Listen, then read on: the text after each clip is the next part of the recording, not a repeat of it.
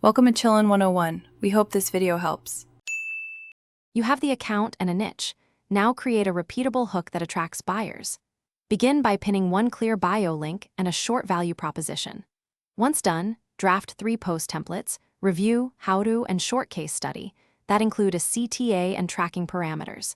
Make sure to prepare your affiliate links with UTM tags and a clear landing focus. Start publishing daily using the templates to gather first clicks and baseline metrics over 3-7 days. Now scale with content engineering and deliberate distribution.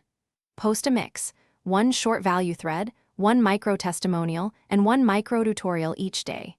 Once you have 3-5 posts, /B test the first line, headline emoji use, and CTA wording to boost CTR.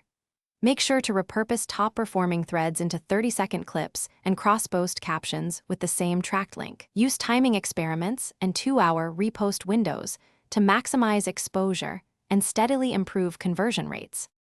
To finish, turn data into decisions and close the loop. Review 7-day metrics, clicks, conversion rate, and earnings, and double down on formats that outperform. Once done, optimize landing pages for speed and message match so users see what the thread promised. If performance dips, troubleshoot.